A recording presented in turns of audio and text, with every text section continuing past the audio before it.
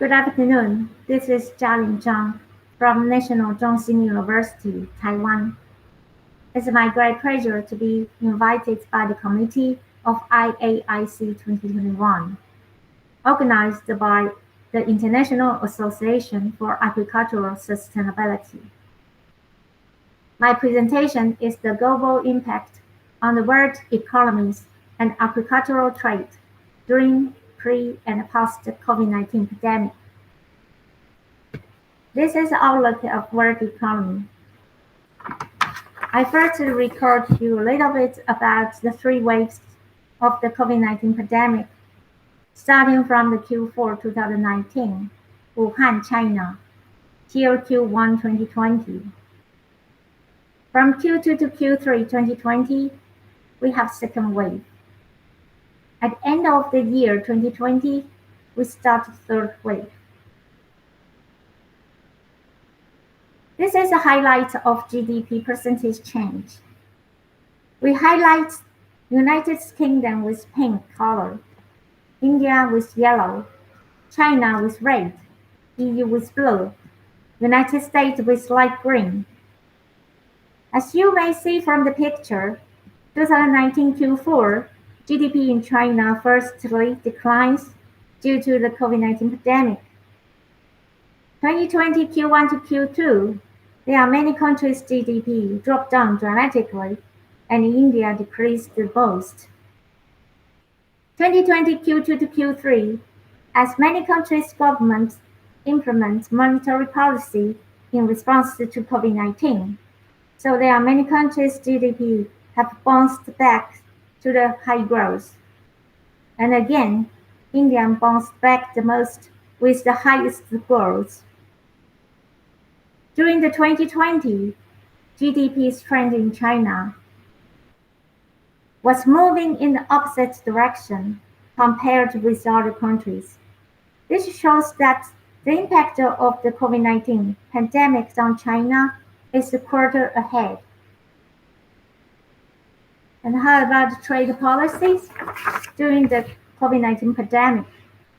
Based on the research by the Economies et al. 2021, the government during the COVID-19 pandemic can take the strategies of facilitation or restriction, temporary or open-ended. And the strategy can be the single strategy or mixed strategy. This is some example for fruit market. As you can see that there are many countries take the simple trade policy such as export restriction or import facilitation. And both strategies they can be temporary or open-ended. And there are some countries take the mixed trade policies, which are the import facilitation plus the export restriction strategies. Countries like China, United States, and Brazil take import facilitation open-ended trade policies, while some African countries take import facilitation but temporary. And this is the medical market. As you can see again, there are some countries that use the simple trade policy, such as the export restriction or import facilitation. And some countries that use the mixed trade policy, which is the import facilitation plus export restriction. And like Canada used the import facilitation open-ended, but Australia used the import facilitation temporary. And now is the global trade. We use the WTO data to present WTO countries' performance during the COVID-19 pandemic in terms of import and export. As you can see from the gray area, and the performance of WTO countries during the COVID-19 pandemic are quite consistent with the global GDP percentage change, which is the going down and then going up.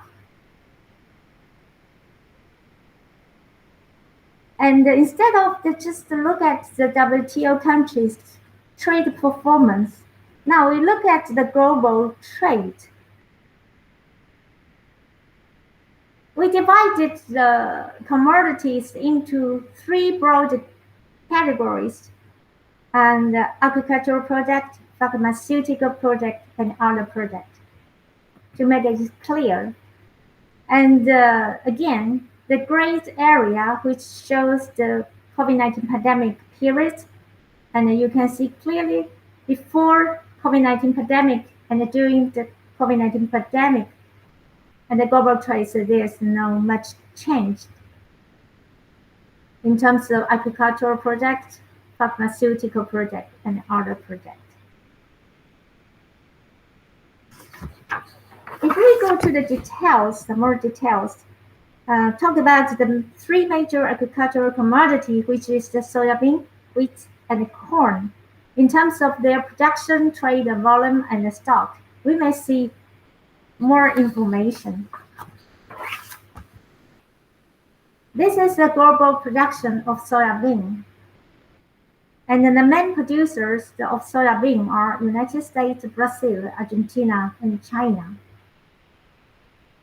And the United States and Brazil dominate the production of the soybean. And this is the trade of soybean. As you can see that the main exporters of soybean are Brazil and the United States, and the main importers are China and the EU. And you can see clearly that Brazil and the United States dominate the export of soybean market, and China dominates the import market of soybean. This is a stock of soybean, and you can see that there's no countries that dominate the stock of soybean, and it's distributed equally by the Argentina, Brazil, and China, and the United States.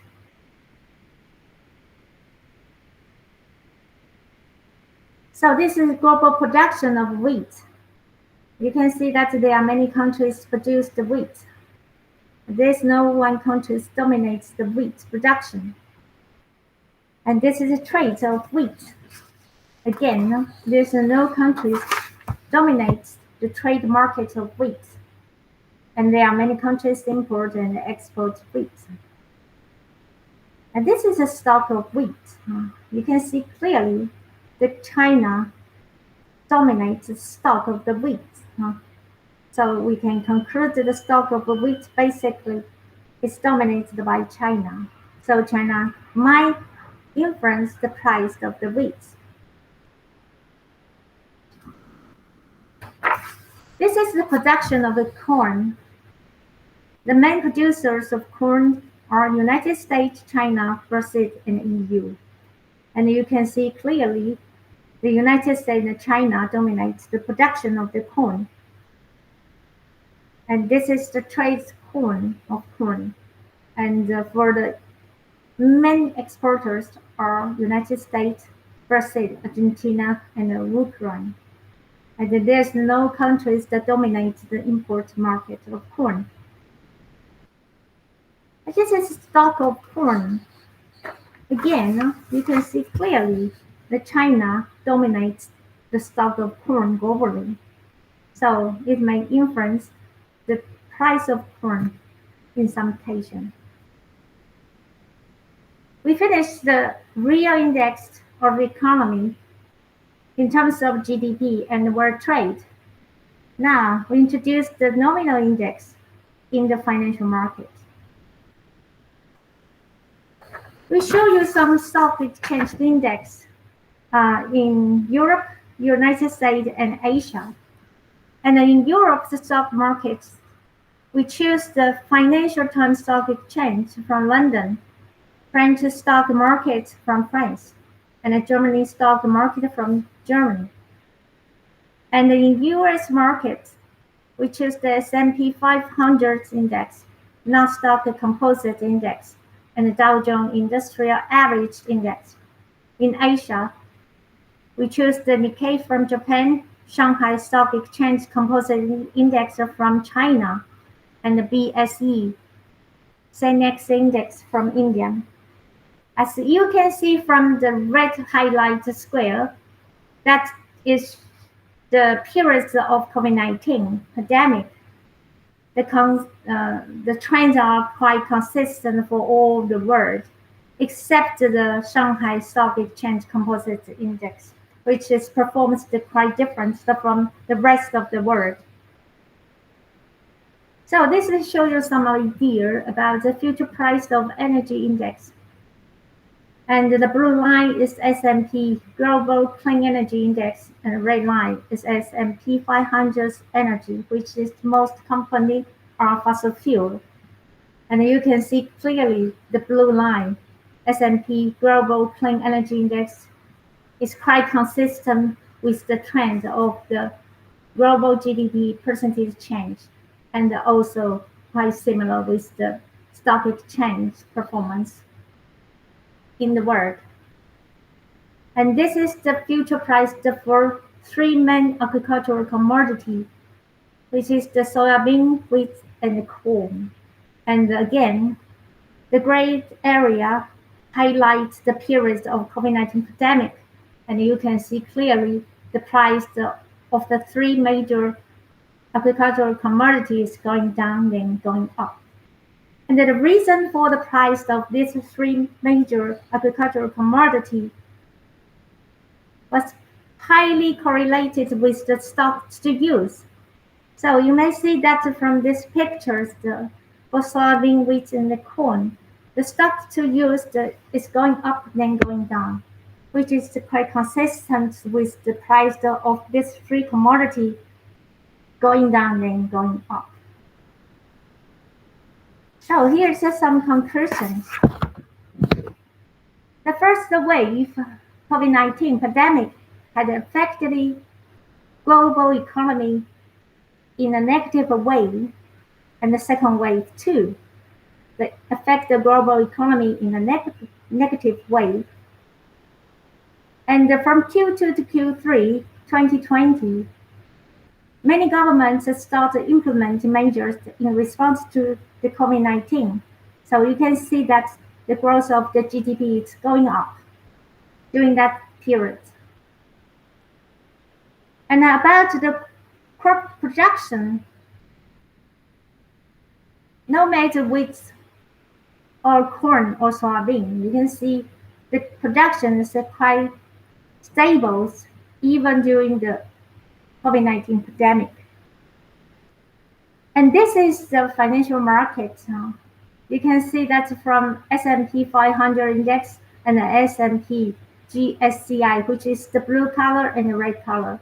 And the trends are quite consistent with the global GDP growth, which means the prices is going down and then going up, but not for the S&P GSCI agricultural index, which is the agricultural index or performance different from the global market.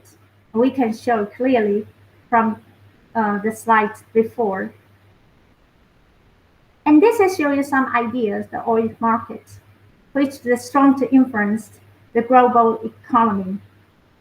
And you can see that's the price of the oil during the COVID-19 pandemic is to drop down dramatically and going up. Finally, we talk about the trade policy, and the government can take the simple trade policy or mixed trade policy, and which is export restriction or import facilitation, temporary or open-ended. And here we conclude food market. You can see that the South Asia has the most case take the export restrictions policy, and the South Asia also have the most case to take the import facilitation. And for the medical market, you can see that the Eastern Europe and the Central Asia have the most case to take the export restriction, and the Latin American has the most case to take import facilitation. So the policy can be simple and mixed during the COVID-19 pandemic. Okay, this is our broad introductions for the world economies, the performance during pre and after COVID-19 pandemic. Thank you for your attention. Bye bye.